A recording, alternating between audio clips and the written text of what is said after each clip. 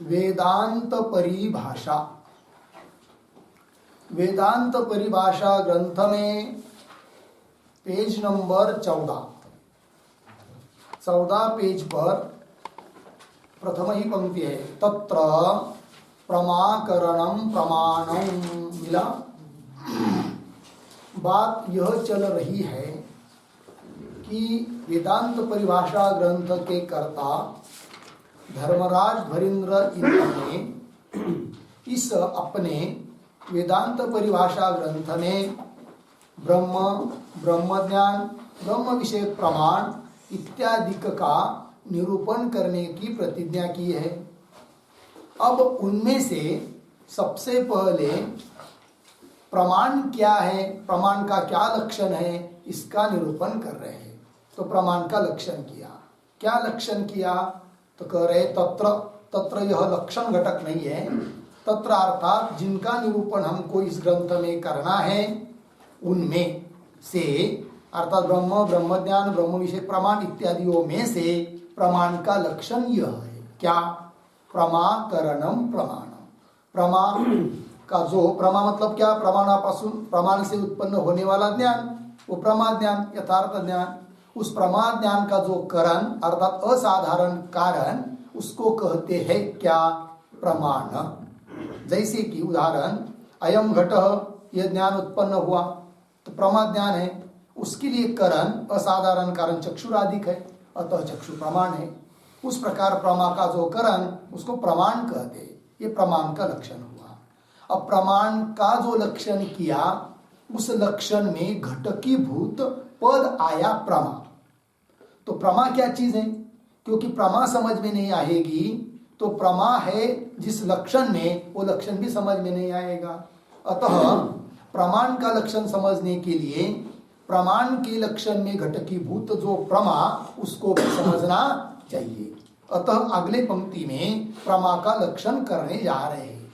तो कह रहे तत्र, मिला पंक्ति, तत्र मतलब प्रमाण के लक्षण में से प्रमा का लक्षण करने जा रहे। तत्र स्मृति व्यावृत्तम प्रमात्वम अनधिगत अबाधित विषय ज्ञानत्वम। ठीक है जी, ये लक्षण हुआ प्रमा का। तो लक्षण कितना है? तो प्रमात्वम ये लक्ष्यवाद है, उसके आगे आया अनधिगत अबाधित विषय ज्ञानत्व। ठीक है, किन्हीं पुस्तक में थोड़ा सा पाठभेद मिलता है, वो इस प्रकार है। कैसा? अनधिगत अबाधित। अबाधित की बात क्या है? विषय की नहीं, तो वहां पर अर्थ पद मिलता है। तो अबाधित अर्थ विषयक, या विषय है कि नहीं, तो क जोड़ दिया, विषयक ज्ञानत्व प्रमात्व। दोनों भी ठीक है ये, किंतु अर्थ और क देने से और स्पष्ट हो जाता है। तो परमात्मा का लक्षण बन गया क्या? अनधिगत अबाधित अर्थ विषयक ज्ञानत्वम प्रमात्वम। बोलिए, अनधिगत अबाधित अर्थ विषयक ज्ञानत्वम प्रमात्वम। ठीक है। अब बोलेंगे भाई पीछे वाला क्या है फिर? तत्र स्मृति व्यावृत्तम। तत्र मतलब ठीक है, प्रमाण लक्षणे, प्रमाण लक्षण में से प्रमा का लक्षण कर रहे, तत्र का अर्थ हो गया। ठीक है कि नहीं? तत्र मतलब प्रमाकरणम इत्यत्र। किंतु स्मृति व्यावृत्तम ये क्या चीज है? तो ध्यान दीजिए, तो स्मृति भी एक प्रकार का ज्ञान है। क्या? स्मृति भी क्या है? ज्ञान है। किंतु दो मत चलते हैं। कुछ लोग स्मृति ज्ञान को प्रमा मानते हैं और कुछ लोग स्मृति ज्ञान को प्रमा मानते नहीं है। ठीक है, तो जो लोग स्मृति ज्ञान को प्रमा मानते नहीं, उनके मत में ये लक्षण हुआ प्रमा का। इसलिए पद दिया स्मृति व्यावृत्तम। स्मृति व्यावृत्तम मतलब स्मृति छोड़कर, अर्थात स्मृति अवृत्ति। स्मृति व्यावृत्तम का अर्थ हो जाएगा स्मृति अवृत्ति, मतलब स्मृति में न रहने वाला, स्मृति को छोड़कर। स्मृति जिस लक्षण का लक्षण नहीं है, जो लोग स्मृति को प्रमा नहीं मानते हैं, उनके मत में प्रमा का यह लक्षण। कौन सा? अनधिगत अबाधित अर्थ विषयक ज्ञानत्वम। बोलिए, अनधिगत अबाधित अर्थ विषयक ज्ञानत्वम् प्रमात्वम हो गया जी अर्थ। ध्यान दीजिए, अनधिगत, अनधिगत का अर्थ होता है दो शब्द, अधिगत अनधिगत। अधिगत शब्द का अर्थ होता है ज्ञात, पहले जान लिया है।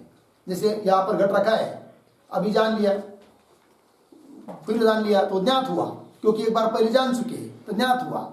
और अनधिगत मतलब पहले जाना नहीं है, उसको कहेंगे क्या?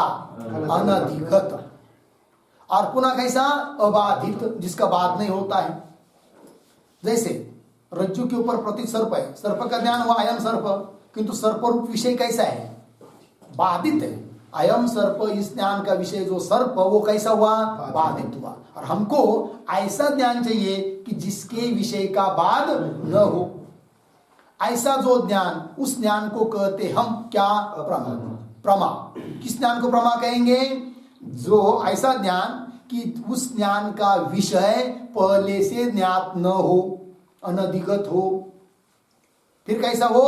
ऐसा वो ज्ञान हो कि जिस ज्ञान का विषय बाधित न हो, उस ज्ञान को प्रमा कहेंगे। प्रमा ज्ञान वो है कि जिस ज्ञान का विषय पहले जाना नहीं है और विषय का बाध नहीं है, तब लक्षण बन गया अनधिगत अबाधित अर्थ विषयक ज्ञानत्व। अब देखिए, समझ लीजिए सामने घट रखा है, पहले देखा नहीं है, अब ज्ञान हुआ अयम घट, तो घट का ज्ञान हुआ अयम घट। अयम घट, इस ज्ञान का विषय कौन? घट, ठीक है। और अयम घट यह ज्ञान होने के पहले घट ज्ञात है क्या? नहीं है। कैसा है फिर? अज्ञान, अर्थात अनधिगत है। और उसका बाद होता है क्या? नहीं। अनधिगत अबाधित ऐसा अर्थ, घट रूप अर्थ, उस विषयक ये ज्ञान है, उस घट विषयक ये ज्ञान है अयम घट। अतः अयम घट, ये ज्ञान कैसा हुआ? प्रमा ज्ञान हुआ, ठीक है। लक्षण बना अनधिगत अबाधित अर्थ विषयक ज्ञान। अब समझ लीजिए, इस लक्षण में से अनधिगत इस पद को हटा देंगे तो लक्षण क्या बचेगा? अबाधित अर्थ विषयक ज्ञानत्वम प्रमात्वम, ठीक है। अबाधित अर्थ, ऐसा ज्ञान कि जिसका विषय बाधित न हो, उसको प्रमा कहेंगे। तो लक्षण कर रहे प्रमा ज्ञान का होगा उसकी अतिव्याप्ति। कहाँ होगी अतिव्याप्ति? स्मृति में। कहाँ अतिव्याप्ति होगी? स्मृति में। क्योंकि स्मृति ज्ञान कैसा होता है? समझ लीजिए किसी घट का ज्ञान हो, स्मृति हो गई है कि नहीं, तो स्मृति किस चीज की होती है? जिस चीज का पहले अनुभव रहता है, अनुभूत पदार्थ की स्मृति होती है। और पहले पदार्थ अनुभूत है मतलब पहले वो ज्ञात है। क्या है? ज्ञात है, अधिगत है, ज्ञात है, लगा है कि नहीं। और उस स्मृति ज्ञान का जो भी विषय है वो बाधित है क्या? नहीं, अबाधित है। और लक्षण कितना बचा है अपना प्रमा का? अबाधित अर्थ विषय ज्ञान। तो अबाधित ऐसा अर्थ रूप विषय है जिस ज्ञान का ऐसा ज्ञान हो गया, कौन? स्मृति। लक्षण कर रहे हैं प्रमा का, चला गया स्मृति में, तो क्या हुई? अतिव्याप्ति। तो स्मृति में प्रमा के लक्षण की अतिव्याप्ति न हो, इसलिए प्रमा के लक्षण में एक पद जोड़ दिया, कौन सा? अनधिगत। अब अनधिगत पद जोड़ दिया तो स्मृति में अतिव्याप्ति नहीं होगी, क्योंकि स्मृति ज्ञान का विषय अधिगत है और अपने को चाहिए अनधिगत, अतिव्याप्ति नहीं होगी। तो स्मृति में अतिव्याप्ति ना हो इसलिए अनधिगत। तो फिर कोई बोलेगा उतना ही रख लो लक्षण में, आगे वाला पद निकाल दो, कौन सा? अबाधित। तो लक्षण क्या रहेगा फिर? अनधिगत अर्थ विषयक ज्ञान। बोलते जाओ भाई सब लोग, क्या? अनधिगत अर्थ विषयक ज्ञान, ये लक्षण रहेगा। तो बोलेंगे इतना ही लक्षण करो, क्योंकि स्मृति में अतिव्याप्ति नहीं होनी चाहिए, तो नहीं होगी, है कि नहीं। लक्षण इतना ही करो, एक पद निकाल दो, कौन सा? अबाधित। तब क्या होगा? अतिव्याप्ति होगी। कहा? भ्रम ज्ञान में। कहा अतिव्याप्ति होगी? भ्रम ज्ञान।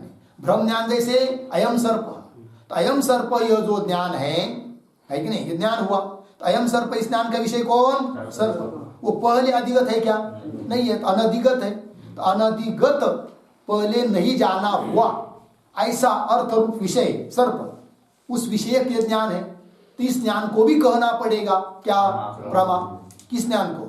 अयम सर्प, इस ज्ञान को प्रमा कहना पड़ेगा। लक्षण जा रहा है उसमें, अनधिगत अर्थ विषय ज्ञान वो भी हो गया, अतिव्याप्ति हुई। वो अतिव्याप्ति न हो इसलिए प्रमा के लक्षण में एक पद दिया है, कौन सा? अबाधित। अबाधित पद देते हैं तो अयम सर्प इत्यादिक भ्रम ज्ञान में लक्षण की अतिव्याप्ति नहीं होगी, क्योंकि अयम सर्प इस ज्ञान का विषय जो सर्प वो कैसा है? बाधित है, और हमको कैसा चाहिए? अबाधित चाहिए, तब अतिव्याप्ति नहीं होगी। तो भ्रम ज्ञान पर अतिव्याप्ति न हो प्रमा के लक्षण की, इसलिए कौन सा पद दिया? अबाधित पद दिया। अब अबाधित पद जोड़ दिया तो लक्षण बन गया क्या? अनधिगत अबाधित अर्थ विषय ज्ञानत्वम प्रमात्वम। ये लक्षण स्मृति में नहीं जा रहा, इस लक्षण का लक्ष्य स्मृति नहीं है, स्मृति व्यावृत्त ये लक्षण हुआ। लग गया पंक्ति? तो चलिए, तत्र स्मृति व्यावृत्तम प्रमात्वम अनधिगत अबाधित अर्थ विषयक ज्ञानत्व। मिला? इस पंक्ति का थोड़ा अनधिगत इत्यादि जो लक्षण है कि नहीं, उसका विग्रह लिख लीजिए। अनधिगत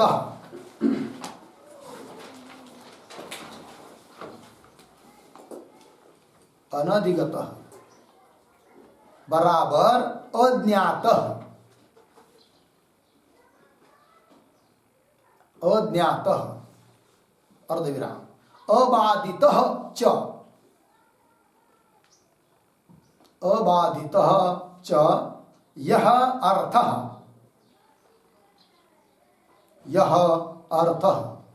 बराबर पदार्थ अर्धविराम तद्विषयकम यज्ञानम निश्चयात्मकम तस्य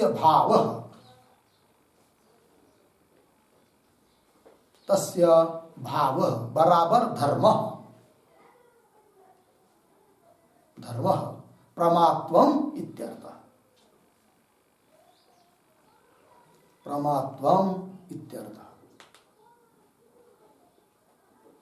ठीक, चलिए भाई, अर्थ क्या हुआ? अनधिगत अर्थात अज्ञात, पहले ज्ञात नहीं है, और अबाधित ऐसा जो अर्थ अर्थात पदार्थ विषय, तद विषय उसको विषय करने वाला जो निश्चयात्मक ज्ञान, उस निश्चयात्मक ज्ञान का भाव अर्थात धर्म है परमात्मा, उसमें परमात्मा रहता है, वो परमात्मा प्रमा ज्ञान हुआ। ठीक है जी, आप आगे चलिए। स्मृति मूल में स्मृति साधारणम तू, मिला पंक्ति? स्मृति साधारण मतलब स्मृति को लेकर परमात्मा का लक्षण। अब ऐसा लक्षण करेंगे परमात्मा का, प्रमा ज्ञान का, कि जिसमें स्मृति भी आ जाए, क्योंकि कुछ लोग स्मृति ज्ञान को भी प्रमा ज्ञान मानते हैं, तो फिर उनके लिए लक्षण बनाया जा रहा है कि जिस लक्षण का लक्ष्य स्मृति भी हो, स्मृति ज्ञान भी प्रमा माने, प्रमा है ऐसा हो जाएगा। ठीक, देखिए, स्मृति साधारणम तू क्या? अबाधित विषय ज्ञानत्व, ऐसा है ना? ये भी ठीक है, किंतु पाठ भेद मिलता है अबाधित अर्थ विषयक ज्ञानत्व। बोलने में भी अच्छा है और लगाने में भी अच्छा होता है। तो क्या बन गया लक्षण? अबाधित अर्थ विषयक ज्ञानत्व। ये लक्षण बन गया किसका? प्रमा का। अब ये लक्षण स्मृति में भी जाएगा, क्योंकि स्मृति का अर्थ भी कैसा है, स्मृति का विषय भी कैसा है? अबाधित है। तो अबाधित ऐसे अर्थ को विषय करने वाला ज्ञान स्मृति ज्ञान भी है, अतः स्मृति ज्ञान भी प्रमा है, इस लक्षण के दृष्टि से। हो गया जी? तो दो लक्षण बन गए भाई परमात्मा का। पहला लक्षण अनधिगत अबाधित अर्थ विषयक ज्ञानत्वम, दूसरा लक्षण अबाधित अर्थ विषयक ज्ञानत्वम। ये लक्षण कैसा हुआ? स्मृति साधारण, मतलब स्मृति को लेकर। लग गया जी? किंतु मुख्य लक्षण वही है, पहला वाला, अनधिगत अबाधित अर्थ विषयक ज्ञानत्वम। ठीक है जी, तो लक्षण बन गया परमात्मा का। बराबर, एक बार बोलेंगे सब मिलकर लक्षण को, अनधिगत अबाधित अर्थ विषयक ज्ञानत्वम प्रमात्वम। ठीक है, अब ध्यान दीजिए, लक्षण वो होता है कि जिसमें अतिव्याप्ति, अव्याप्ति, असंभव, दोष न हो। दोष त्रय शून्यत्वम लक्षण। यदि लक्षण में इन तीनों में से कोई दोष आ जाता है तो लक्षण सच्चा नहीं है, लक्षण नहीं हो, है कि नहीं, यथार्थ लक्षण नहीं है, ये बात हो जाती है। अब लक्षण तो बन गया परमात्मा का, किंतु इस पर कुछ लोग बोलते हैं कि इस लक्षण में दोष है। बोलेंगे क्या दोष है बताओ, तो वो बोलते हैं अव्याप्ति दोष है। कौन सा? अव्याप्ति दोष है कि नहीं? कौन सा दोष? अव्याप्ति। अव्याप्ति दोष कहाँ होता है? जहां, है कि नहीं, बहुत सारे लक्ष्यों में से किसी लक्ष्य में लक्षण न जाना, इसको क्या कहते हैं? अव्याप्ति। लक्ष्य को छोड़कर और जगह बाहर भी भागता है तो अतिव्याप्ति, उसको क्या कहेंगे? अतिव्याप्ति। और लक्ष्य जितना है उसमें से एक जगह जाता है एक जगह नहीं जाता है तो अव्याप्ति। इस लक्षण की क्या दिखाना है? अव्याप्ति। तो फिर पूछेंगे उस पूर्व पक्षी को, भाई दिखाओ कहाँ है, कहाँ अव्याप्ति होगी इस लक्षण की, दिखाइए। तो देखिए भाई, तो वो कहता है, समझ लीजिए सामने घट रखा है, ध्यान दीजिए क्या रखा है? घट। और घट को देखने के लिए अंतःकरण की वृत्ति चक्षु के द्वारा घट तक गई और ज्ञान हुआ अयम घट। कितना ज्ञान, क्या ज्ञान हुआ? अयम घट, बराबर। किंतु अयम घट ये ज्ञान हुआ तो किंतु वह व्यक्ति आधा घंटा तक उस घट को देखते ही रहा और उसको ज्ञान होता ही गया। अयम घट, अयम घट, अयम घट, अयम घट, ऐसा। इसको कहते धारावाहिक बुद्धि। क्या कहते इसको? धारावाहिक बुद्धि। मतलब एक बार ज्ञान हुआ, उसके बाद पुनः अयम घट, अयम घट, अयम घट, अयम घट, ये ज्ञान होते जा रहे हैं। ध्यान दीजिए, अब ये जो पहली बार घट को देखा और पहली बार जब ज्ञान हुआ अयम घट, तो वो ज्ञान तो प्रमा है, उसमें कोई दिक्कत नहीं, उसमें लक्षण जाता है, क्योंकि उसके पहले घट को जाना नहीं है, तो अनधिगत हुआ। कौन? घट। अयम घट, इस ज्ञान का विषय घट कैसा है? अनधिगत है और अबाधित भी है, तो लक्षण समन्वित हो गया पहले ज्ञान में।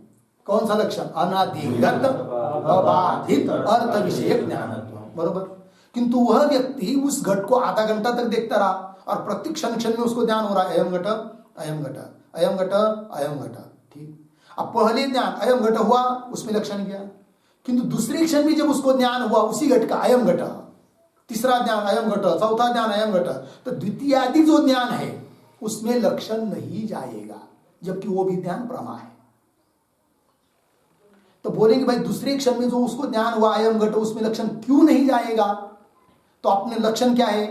अनधिगत अबाधित अर्थ विषयक ज्ञानत्व। अब पहले क्षण में घट तो देखा तब तो अनधिगत था, किंतु दूसरे क्षण में जो ज्ञान हुआ उस ज्ञान का विषय जो घट वो कैसा है? अधिगत। पहले ज्ञान में जाना ना उसको, तो अधिगत हुआ। अनधिगत रहा क्या? नहीं है। तो आपने को चाहिए अनधिगत, और वो तो वहां पर हुआ अधिगत। तो द्वितीय अधिक जो ज्ञान है उसमें, द्वितीय अधिक जो घट के ज्ञान है उसमें लक्षण नहीं जा रहा है। क्यों? द्वितीय अधिक ज्ञान में घट कैसा है? अधिगत है, और अपने को क्या चाहिए? अनधिगत। तो क्या हुई? अव्याप्ति। कहां पर? धारावाहिक बुद्धि में द्वितीयादिक ज्ञानों में लक्षण की क्या हुई? अव्याप्ति हुई। लग गया इतना अर्थ? अब इस अव्याप्ति का वारण करना पड़ेगा, है कि नहीं? तो वारण भी किया जाता है, ध्यान दीजिए। अव्याप्ति समझ में आई ना? अब उसका निवृत्ति कैसे करते, वारण कैसा करते हैं? तो देखो भाई, सिद्धांति बोलते हैं, उत्तर देने वाले क्या, कि ये जो धारावाहिक बुद्धि हो रही है, अयम घट, अयम घट, अयम घट, अयम घट, ठीक है कि नहीं? तो पहले ध्यान में अयम घट, इस पहले ध्यान में लक्षण जा रहा है, उसमें कोई दिक्कत नहीं है कि नहीं? पूर्व पक्षी भी मानते, सिद्धांत सब मानते हैं। द्वितीय क्षण में जो ध्यान हो रहा है अयम घट, उसमें क्या दिखाई? अव्याप्ति दिखाई। किंतु उत्तर दिया जा रहा है उसमें भी अव्याप्ति नहीं होगी। बोलेंगे क्यों? तो ध्यान दीजिए, तो क्या होता है, प्रथम क्षण में जो ज्ञान हुआ और द्वितीय क्षण में जो ज्ञान हो रहा है उसी घट का, वो ज्ञान भिन्न भिन्न है और घट भी भिन्न भिन्न है। बोलेंगे ये कैसे? तो प्रथम क्षण में जो ज्ञान हुआ वो प्रथम क्षण विशिष्ट ज्ञान है घट का, प्रथम क्षण विशिष्ट घट का ज्ञान है। क्या जी? प्रथम क्षण विशिष्ट घट का ज्ञान है। और दोबारा दूसरे क्षण में ज्ञान हुआ वो द्वितीय क्षण विशिष्ट घट का ज्ञान है। तृतीय क्षण में ज्ञान हुआ वो तृतीय क्षण विशिष्ट घट का ज्ञान है। तो प्रथम क्षण में जो घट था वो अलग है, क्यों? उसका विशेषण है प्रथम क्षण। फिर दूसरे क्षण में जो ज्ञान हुआ वो घट अलग है, क्यों? उसका विशेषण है द्वितीय घट, विशेषण है उसका द्वितीय क्षण। उसका विशेषण कौन है? द्वितीय क्षण। तीसरी बार तो तीसरे क्षण में जो ज्ञान हुआ वो घट अलग है, क्योंकि उसका विशेषण है कौन? तृतीय क्षण। ठीक है। और विशेषण के द्वारा विशिष्ट में बदल होता है। एक नियम आता है, विशेषण भेदेन विशिष्टस्य भेदः। बोलिए क्या क्या? विशेषण भेदेन विशिष्टस्य भेदः। क्या? विशेषण भेदेन विशिष्टस्य भेदः। विशेषण का यदि भेद है तो विशिष्ट का भेद होता है। तो पहले घट ज्ञान हुआ वो उसका विशेषण कौन? प्रथम क्षण। दोबारा ज्ञान हुआ उसका विशेषण द्वितीय क्षण। तो विशेषण बदल गया कि नहीं? तो विशेषण बदल गया तो विशेषण का भेद होने से विशिष्ट का भी भेद होता है। अतः द्वितीय क्षण में जो घट का ज्ञान हुआ उसमें लक्षण जाएगा कि नहीं? अब क्योंकि द्वितीय क्षण का घट ज्ञात नहीं है, क्योंकि पहले क्षण का घट अलग है, उसका विशेषण प्रथम क्षण था। और द्वितीय क्षण में जो ज्ञान हुआ वो घट अलग है, क्योंकि उसका विशेषण अलग है, द्वितीय क्षण है। लग है कि नहीं? तो अलग अलग हुआ। अतः दूसरे क्षण में जो ज्ञान हो रहा है वो भी ज्ञान कैसा है? अनधिगत अबाधित अर्थ विषय का ही ज्ञान है। अव्याप्ति का वारण हुआ। इतनी बात समझ में आई। किंतु इस पर कोई पूर्व पक्षी पुनः बोलेगा, ध्यान दीजिए भाई, पूर्व पक्षी पुनः बोलेगा कि आपने घट का विशेषण किसको बताया? क्षण को, अर्थात काल को। क्षण मतलब क्या है? काल का ही एक भेद है, काल। किंतु काल का प्रत्यक्ष होता ही नहीं है, तो उस काल रूप विशेषण को लेकर घट में बदल भेद होगा ही कैसा? क्योंकि काल का प्रत्यक्ष होता नहीं है। बात समझ में आई कि नहीं? किंतु सिद्धांति बोलते हैं काल का प्रत्यक्ष नहीं होता, ये आपको किसने कहा? बोले वाह, काल का प्रत्यक्ष कोई नहीं मानता है। तो उत्तर दे रहे, काल का प्रत्यक्ष नैयायिक नहीं मानते, किंतु हम लोग मानते हैं। मीमांसक वगैरह काल का प्रत्यक्ष मानते हैं। तो बोलेंगे नैयायिक काल का प्रत्यक्ष क्यों नहीं मानते? तो उनका नियम है, किसी भी द्रव्य का चाक्षुष प्रत्यक्ष होता है तो वह उस द्रव्य का होता है जिसमें क्या होता है? महत्व समानाधिकरण उद्भूत रूप। क्या क्या? महत्व समानाधिकरण उद्भूत रूप। मतलब ऐसा द्रव्य हो चाहिए कि जिसमें महत्व भी चाहिए, महत्व गुण, महान महत्व गुण, और उसके साथ साथ उसमें उद्भूत रूप चाहिए, तब उसका चाक्षुष प्रत्यक्ष होता है। काल में महत्व तो है किंतु उद्भूत रूप नहीं है, अतः काल का प्रत्यक्ष नहीं होता है। बात समझ में आई? और काल का यदि प्रत्यक्ष नहीं होता है तो काल को लेकर काल रूप विशेषण, क्षण को विशेषण बनाकर आप घट का भेद कैसा कर रहे हो? क्योंकि काल का प्रत्यक्ष होता नहीं है। ठीक है, उसको उस पर उत्तर देते सिद्धांती, अरे भाई काल का प्रत्यक्ष नहीं होता है वो नैयायिक की प्रक्रिया है, उनके मत में नहीं है, हमारे मत में काल का प्रत्यक्ष होता है। बोलेंगे आपके मत में काल का प्रत्यक्ष होता है, वो कैसे होता है? तो महत्व समानाधिकरण उद्भूत रूप तो है नहीं है। तो सिद्धांती बोलते हैं महत्व समानाधिकरण उद्भूत रूप चाहिए तब द्रव्य का चाक्षुष प्रत्यक्ष होता है। यह नियम नैयायिकों के घर का है, हमारे घर का नहीं है, हमारे लिए वो नियम नहीं चाहिए। बोलेंगे फिर आपके मत में कैसा प्रत्यक्ष होता है काल का? तो हमारे मत में काल का प्रत्यक्ष इसलिए होता है कि प्रत्यक्ष अनुभव है। इदानीम घट है कि नहीं? क्या होता है? इदानीम घटम चक्षुषा पश्यामि, इस काल में घट को मैं चक्षु से देख रहा हूं, प्रत्यक्ष होता है। अब यहां पर इदानीम ये काल है और काल का प्रत्यक्ष हो रहा है।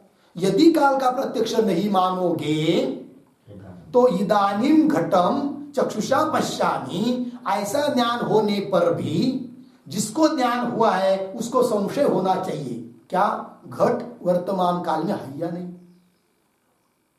ऐसा संशय होना चाहिए। संशय होता है क्या? नहीं होता है। इसका मतलब काल का प्रत्यक्ष होता है। और जब काल का प्रत्यक्ष होता है, निरूप रूप रहित काल है तो भी उसका प्रत्यक्ष होता है, अतः प्रथम क्षण विशिष्ट घट का प्रत्यक्ष हुआ, उसमें लक्षण गया। उससे भिन्न है द्वितीय क्षण विशिष्ट घट, क्योंकि वहां पर काल का प्रत्यक्ष हमको होता है। तो द्वितीय क्षण विशिष्ट घट अलग है, तृतीय क्षण विशिष्ट घट अलग है, अतः उसमें लक्षण चला जाएगा। कौन सा? अनधिगत अबाधित अर्थ विषय ज्ञान, तो अव्याप्ति नहीं होगी। बात समझ में आई कि नहीं? तो अव्याप्ति कैसी दिखाई और अव्याप्ति का वारण कैसा हुआ, दोनों बात समझ में आई।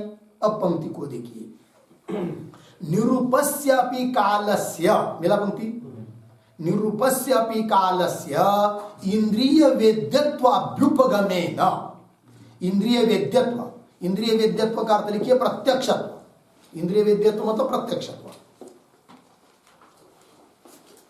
अभ्युपगमेन, इंद्रिय वेद्यत्व का अर्थ है प्रत्यक्षत्व। पंक्ति देखिए, निरूपस्यापि कालस्य इंद्रिय वेद्यत्व अभ्युपगमेन, अभ्युपगमेन स्वीकारेण धारावाहिक बुद्धेः अपि, धारावाहिक बुद्धि स्थल में भी, धारावाहिक बुद्धेः अपि पूर्व पूर्व ज्ञान अविषय तत्त क्षण विषयकत्वेन न तत्र अव्याप्ति। मेरा पंक्ति, धारावाहिक बुद्धि अभी, तो धारावाहिक बुद्धि किसको कहते भाई? तो उस पर एक वाक्य लिखिए। धारा क्या है? तैल धारावत, तैल धारावत निरंतरोत्पन्न, निरंतरोत्पन्न समान विषयक, समान विषयक सजातीय ज्ञान प्रवाह,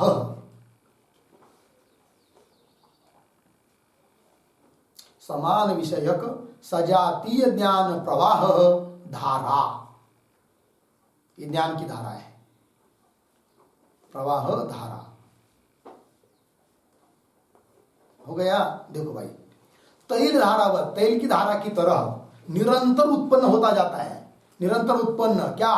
समान विषयक सजातीय ज्ञान प्रवाह, निरंतर उत्पन्न होने वाला जो ज्ञान का प्रवाह। कैसा? सजातीय विषय, सजाती नहीं, समान विषय, सजाती लिखा क्या आपने?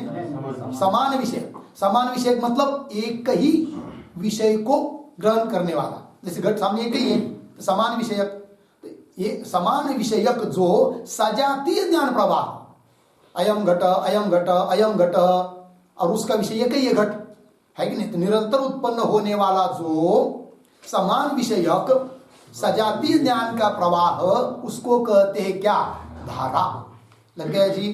तो अब देखिए भाई, निरूपस्यापि कालस्य इंद्रिय वेद्यत्व अभ्युपगमेन धारावाहिक बुद्धेः अपि, धारावाहिक बुद्धि स्थल में भी पूर्व पूर्व ज्ञान, पूर्व ज्ञान जैसे पहले क्षण में उत्पन्न हुआ ज्ञान अयम घट, बराबर प्रथम क्षण विशिष्ट घट का ज्ञान, वो हुआ प्रथम पूर्व ज्ञान। द्वितीय क्षण में क्या हुआ? अयम घट, द्वितीय क्षण विशिष्ट घट का ज्ञान। तो पहले घट ज्ञान का विषय नहीं है कौन? द्वितीय क्षण में होने वाला ज्ञान। द्वितीय क्षण में जो ज्ञान का विषय बन रहा है नहीं, द्वितीय क्षण में होने वाला जो ज्ञान, उस ज्ञान का विषय जो घट, वह घट प्रथम ज्ञान का विषय नहीं है। और तृतीय क्षण में जो घट का ज्ञान हो रहा है, उस ज्ञान का विषय जो घट, वह भी प्रथम और द्वितीय क्षण में उत्पन्न हुआ जो ज्ञान, उसका विषय नहीं है। अतः फिर आगे आगे वाला घट अनधिगत है क्या अधिगत है? अनधिगत ही है। लग गया कि नहीं? वही पूर्व पूर्व ज्ञान अविषय तत्त क्षण विषयकत्वेन, उस क्षण को लेकर विषय होने वाला घट होने से विषयकत्वेन न तत्र अव्याप्ति, वहां पर अव्याप्ति नहीं होती है। लग गया जी? पंक्ति समझ में आई? अब इस पंक्ति पर दो जगह टिप्पणी लिखेंगे थोड़ी। पहले है निरूपस्यापि कालस्य, ये पंक्ति आया है कि नहीं, उस पर थोड़ा लिखते हैं हम लोग। लिखेंगे द्रव्य प्रत्यक्षे,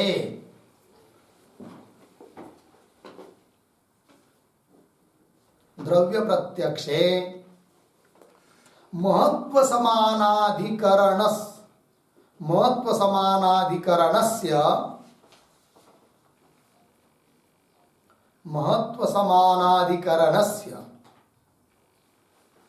उद्भूत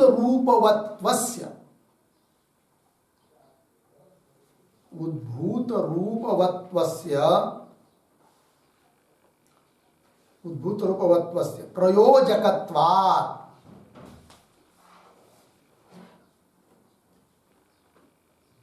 कालस्य च द्रव्यस्य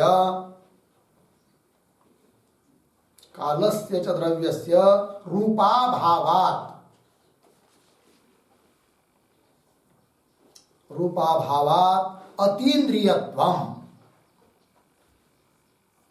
अतीन्द्रियत्वं नैयायिकैः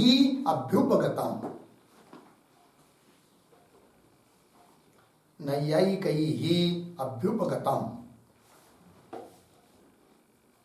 ठीक, पूर्ण विराम। मीमांसकैः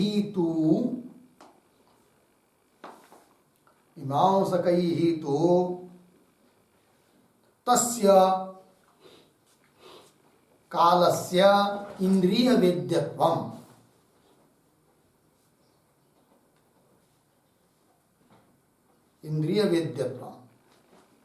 पूर्ण विराम। तथा च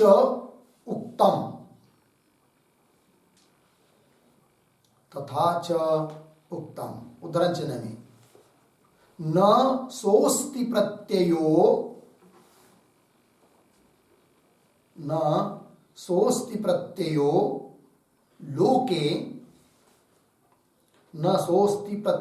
लोके आगे यत्र कालो न भासते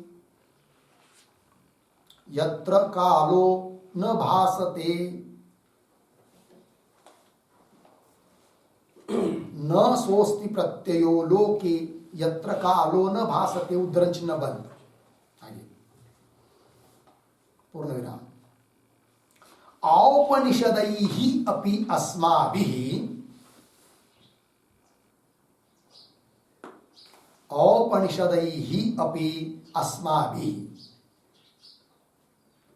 तथा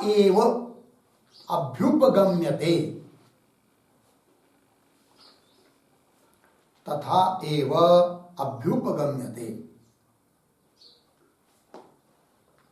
अर्धविराम। आगे उद्धरण चिन्ह में इदानीं घटः उद्धरण चिन्ह बंद। इदानीं घटः इत्यादि प्रतीतौ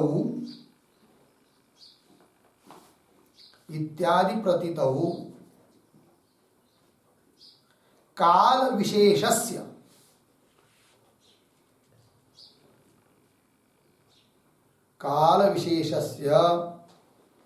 विषयकत्वेन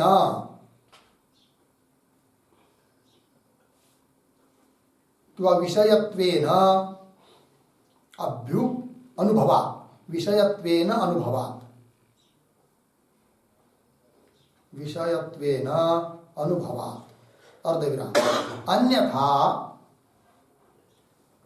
अन्यथा गृहीते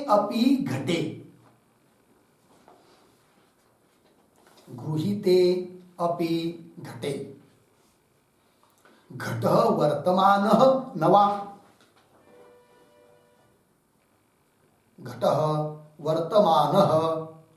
वा इत्याकारकः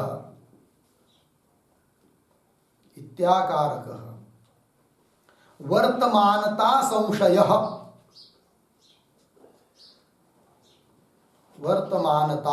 संशयः लोकस्य स्यात्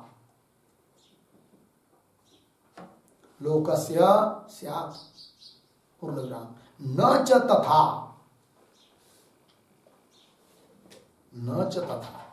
अर्धविराम। तस्मात्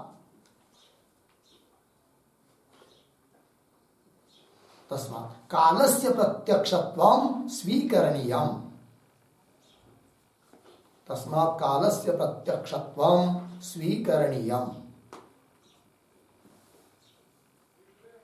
स्वीकरणीयम् इत्यर्थः हो गया।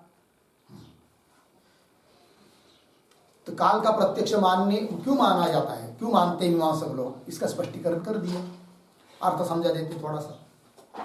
तो द्रव्यों के प्रत्यक्ष में पहले नैयायिक का नियम बता रहे हैं, द्रव्य के प्रत्यक्ष में महत्व समानाधिकरण से उद्भूत रूपत्वस्य प्रयोजकत्व। द्रव्य का प्रत्यक्ष तब होता है जब द्रव्य में महत्व के साथ साथ उद्भूत रूप रहता है, किंतु ये नियम किसका, नैयायिकों का। उद्भूत रूपवत्वस्य रूपत क्या है, उद्भूत रूपवत्वस्य प्रयोजकत्व। और कालस्य च द्रव्य से रूपाभाव, और काल में तो रूप नहीं है, अतः अतीन्द्रियत्व, काल अतीन्द्रिय है, ये नैयायिक लोग मानते हैं। नैयायिक ही अभ्युपगता, नैयायिकों की दृष्टि से काल अतीन्द्रिय है, उसका प्रत्यक्ष होता नहीं है। ठीक है, इसलिए उनकी शंका ठीक है कि धारावाहिक बुद्धि स्थल में द्वितीयादि ज्ञानों में अव्याप्ति होती है उनके दृष्टि से। ठीक है, किंतु आगे मीमांसक हेतु, किंतु मीमांसक लोगों ने इंद्रिय वेद्य माना है किसको, काल को, किंतु मीमांसक हेतु तस्य तस्य कालस्य इंद्रिय वेद्यत्व प्रत्यक्ष माना है।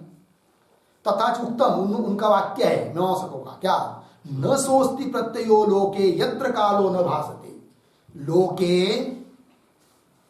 सह प्रत्यय न अस्ति, ऐसा कोई प्रत्यय नहीं है, कोई ज्ञान नहीं है कि यत्र जिस ज्ञान में काल न भासते, काल भाषित न हो। प्रत्येक ज्ञान होते समय भूतकाल तो भासेगा, नहीं तो वर्तमान तो भासेगा, नहीं तो भविष्यकाल तो भासेगा।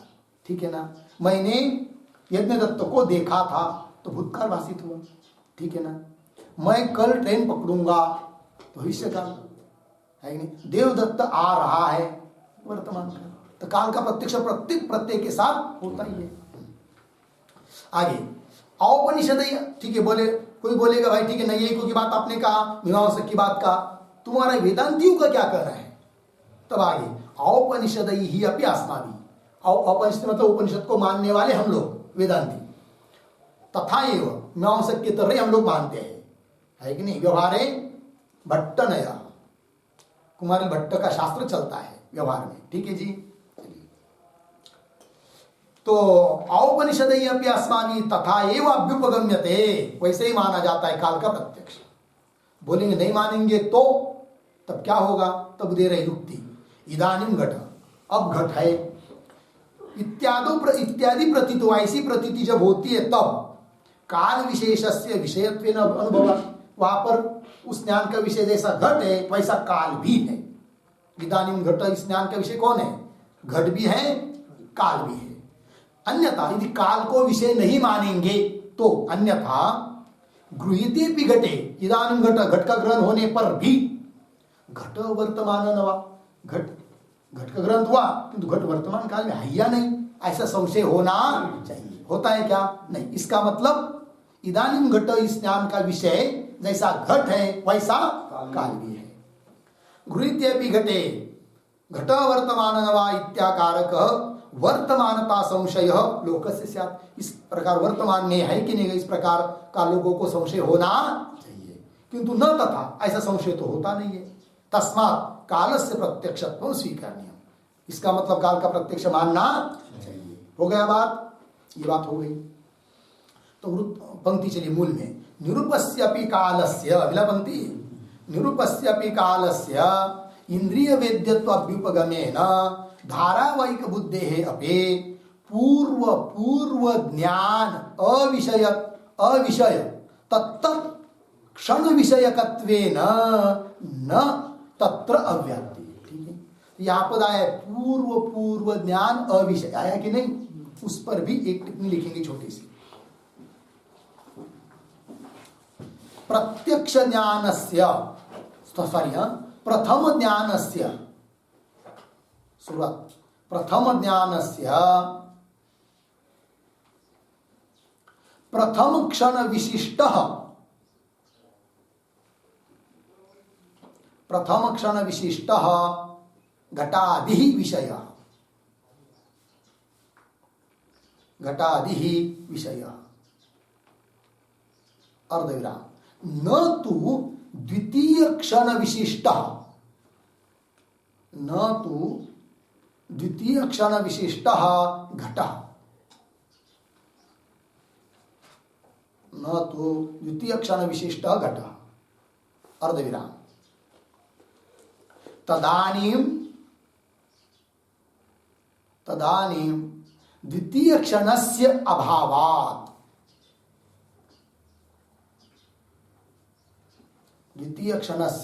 अभावात् पूर्णविराम प्रथम क्षणः च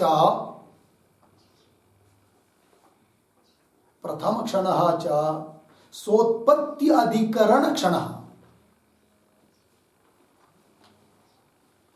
प्रथम क्षणः च सोत्पत्ति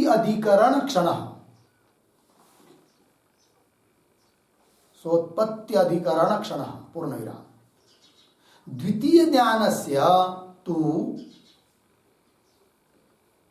द्वितीय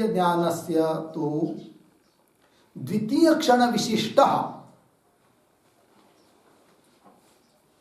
द्वितीय ज्ञानस्य तु द्वितीय क्षण विशिष्टः घटः विषयः अर्धविराम न तु प्रथम क्षण विशिष्टः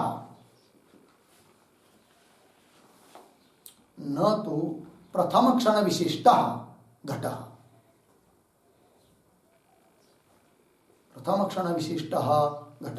अर्धविराम तदानीं प्रथम क्षणस्य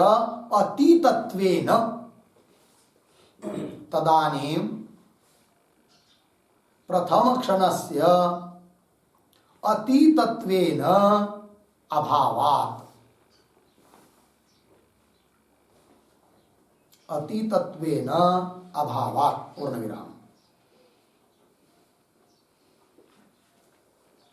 आगे प्रथम क्षण विशिष्टः च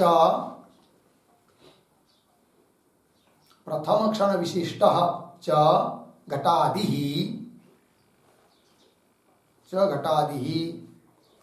द्वितीय क्षण विशिष्टात्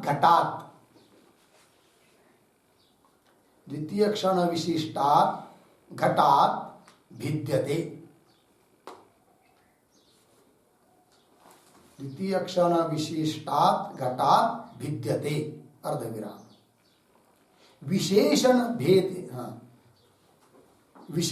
भेदेन इसको उद्धरण चिन्ह में लीजिए विशेषण भेदेन विशिष्टस्य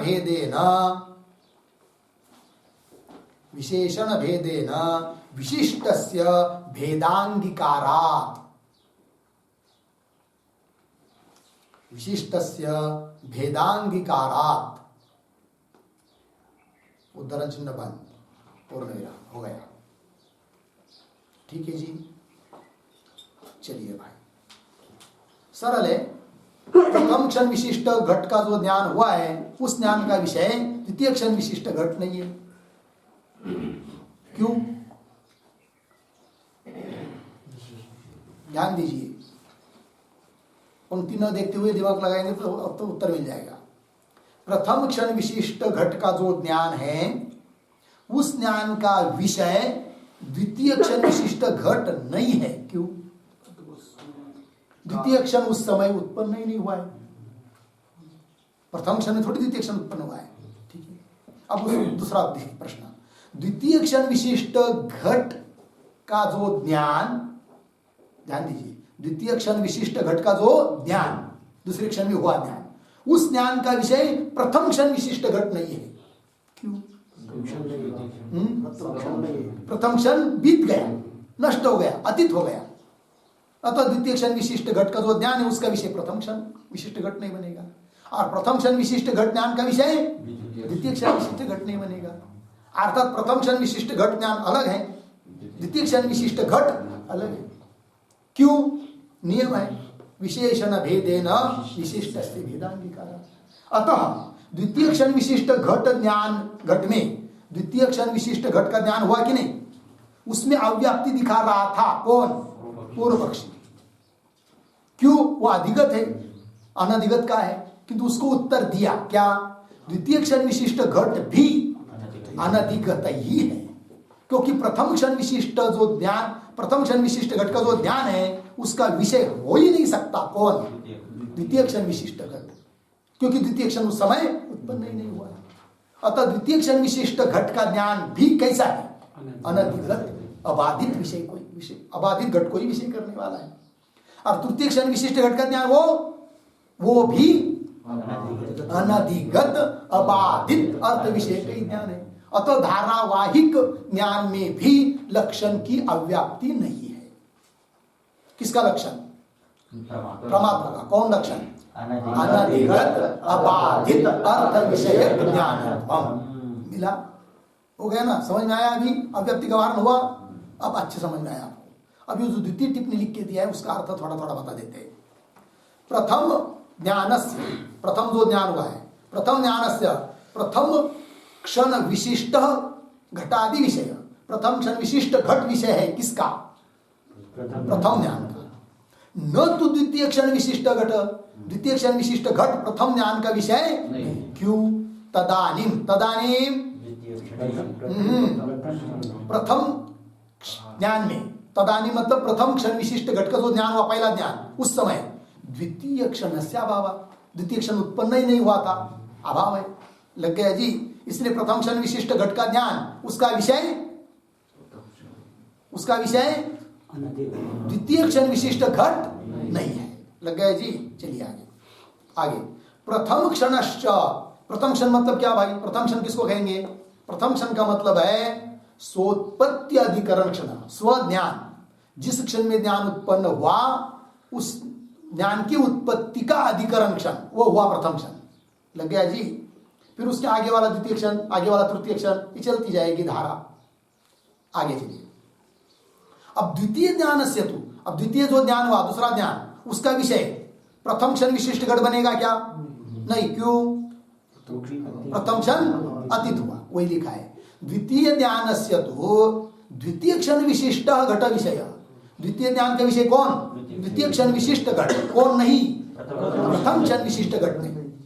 द्वितीय ज्ञान से तो द्वितीय क्षण विशिष्ट घट विषय, न तो प्रथम क्षण विशिष्ट घट। क्यों? तदानीम, तदानीम द्वितीय ज्ञान काले प्रथम क्षण से अतीतत्वेन, प्रथम क्षण क्या हुआ उस समय? अतीत हुआ। प्रथम क्षण से अतीतत्वेन अभावात्। लग गया जी? और प्रथम क्षण विशिष्ट घट अलग है, द्वितीय क्षण विशिष्ट घट अलग है। क्यों? उनका विशेषण अलग अलग है, और विशेषण के भेद से विशिष्ट का भेद होता है। तो वही विशेषण भेदेन विशिष्ट से भेदांगिका। लग गया पंक्ति जी? या अव्याप्ति का शंका हुई तो उसका वारण भी हो गया। ठीक है, फिर आगे क्या है? किंच, मिला पंक्ति? किंच आ रहा है ना? किंच सिद्धांते धारावाहिक बुद्धि स्थले न ज्ञान भेद। मिला पंक्ति? किंच सिद्धांते, सिद्धांते का अर्थ अद्वैत सिद्धांते, अद्वैत सिद्धांत में धारावाहिक बुद्धि स्थल में ज्ञान का भेद ही नहीं है। तो बोलेंगे फिर अभी तक जो धारावाहिक बुद्धि बताई वो क्या? वो अन्यों के मत के अनुसार, जो लोग धारावाहिक बुद्धि मानते हैं उनके मत में अव्याप्ति की शंका की गई, फिर उसका उत्तर भी दिया गया। किंतु वेदांत मत में तो धारावाहिक बुद्धि, समझ लीजिए घट को देखा, आधा घंटा देखता रहा, अयम घट ज्ञान होता गया, किंतु कितना भी ज्ञान होते जाने दीजिए, वहां पर ज्ञान एक ही है, ज्ञान का भेद नहीं है वेदांत मत में। अब यदि ज्ञान का भेद रहता तब शंका हो सकती है कि द्वितीय ज्ञान में अव्याप्ति, किंतु ज्ञान का भेद ही नहीं है, अव्याप्ति की शंका भी नहीं होगी वेदांत मत में। लग गया पंक्ति? किंच सिद्धांते धारावाहिक बुद्धि स्थले न ज्ञान भेद, न ज्ञान भेद का अर्थ लिखिए न प्रमा भेद, वो प्रमा ज्ञान का भेद नहीं है।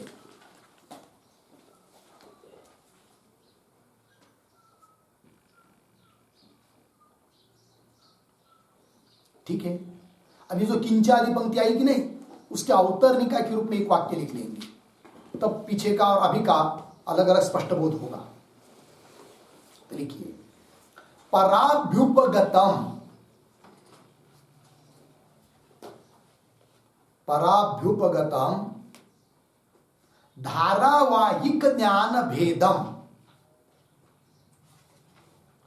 धारावाहिक ज्ञान भेदम अभ्युपेत्य, अभ्युपेत्य प्रमालक्षणस्य अव्याप्ति,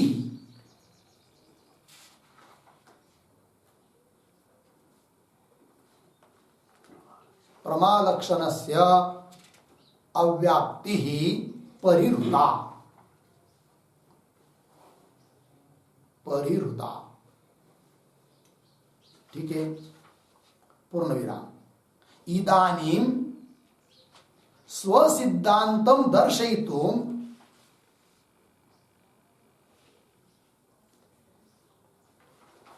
स्वसिद्धांतं दर्शयितुं उपक्रमते, उपक्रमते किंच इति। इदानीं स्वसिद्धांतं दर्शयितुं उपक्रमते किंच इति। अर्थ देखिए, पराभ्युपगतम, जो अन्य दार्शनिक लोग धारावाहिक तल में ज्ञान का भेद मानते हैं, उनके मत के अनुसार, उनका मत का थोड़ा स्वीकार करके प्रमा के लक्षण की अव्याप्ति शंका हुई, उसका परिहार भी कर दिया। अब क्या कर रहे फिर किंच इत्यादि से, इदानीं स्वसिद्धांतम दर्शितुम, अब अद्वैत वेदांत का क्या सिद्धांत है उसको बताने जा रहे हैं। अगला पंक्ति अब देखिए, किंच सिद्धांते धारावाहिक बुद्धि स्थले न ज्ञान भेद।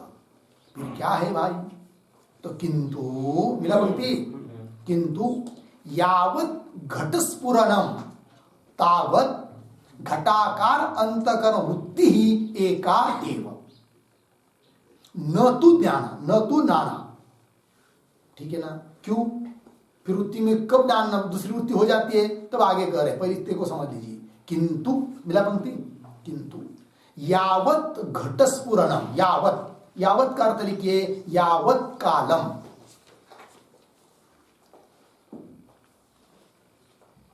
यावत कालम, जितने काल तक, घटस्फुरणम, घटस्फुरणम मतलब क्या, तो घटस्फुरणम का अर्थ लिखिए घट प्रकाश,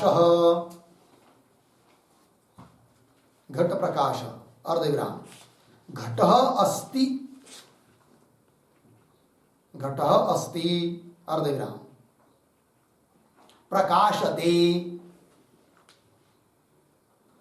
प्रकाशते इति व्यवहारः घटस्फुरणम्,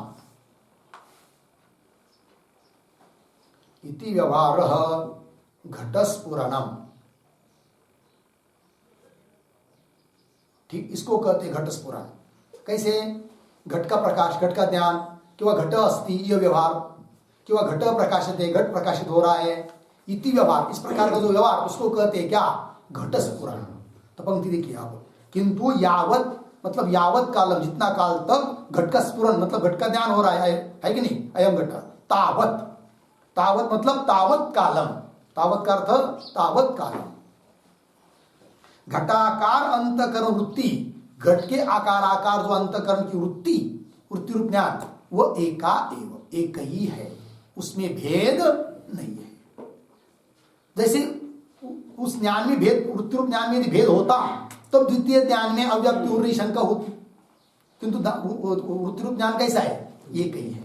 तो घटाकार अंतकरण वृत्ति ही एका एव, मिला पंक्ति, न तु नाना, नाना नहीं है कि नहीं, नाना मतलब अनेक नहीं है। तो एका एव, एका एव लिखा है कि नहीं, एका एव,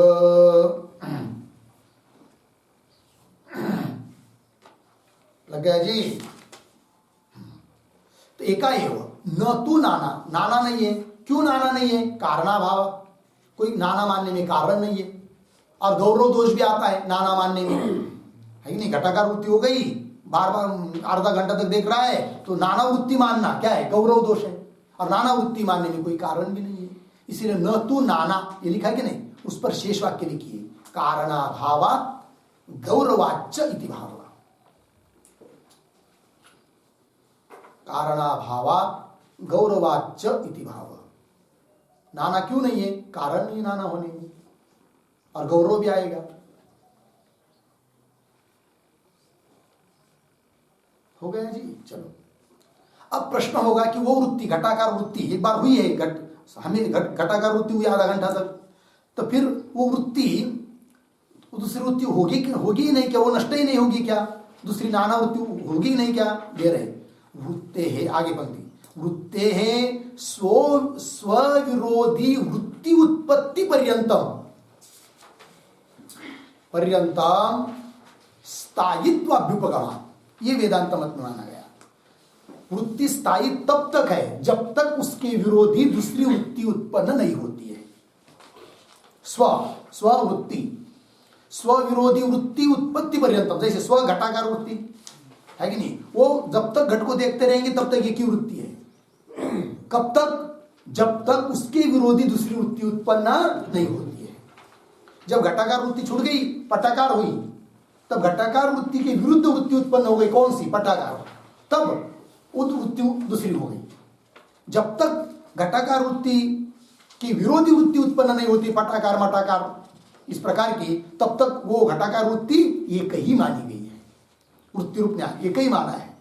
अतः प्रमा के लक्षण की अव्याप्ति होगी, ये शंका ही नहीं होती है। ठीक है कि नहीं? हाँ। स्वविरोधी वृत्ति उत्पत्ति पर्यंतम स्थायित्व अभ्युपगमा, वो एक विषयाकार वृत्ति एक ही है, नाना नहीं है। लग गया इतना? तथा च तत् प्रतिफलित चैतन्य रूपम घटादि ज्ञानम अपि तत्र तावत्कालीनम एकम एव इति न अव्याप्ति शंका अपि। ठीक है, तो घटाकार वृत्ति एक है, तो उस वृत्ति, तो वृत्ति रूप ज्ञान एक समझिए कि वह वृत्ति में प्रतिफलित जो ज्ञान, जिसको प्रमा ज्ञान हम कहते हैं, वो भी एक ही है। ठीक है, वही लिखा।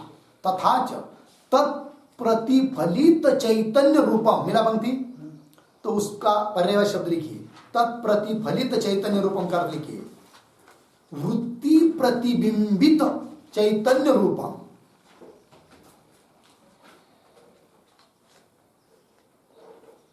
वृत्ति प्रतिबिंबित चैतन्य रूपम मतलब वृत्ति एक है, और उस वृत्ति में प्रतिबिंबित चैतन्य, वही ज्ञान है हमारे मत में, वेदांत मत में। और वो चैतन्य रूप ज्ञान भी क्या है? एक ही है कि नहीं? अर्थात वो प्रमा ज्ञान भी एक ही है। ज्ञान यदि एक दूसरा तीसरा ऐसा होता तब द्वितीय आदि ज्ञान में अव्याप्ति की शंका होती, किंतु ज्ञान भी एक है। वृत्ति में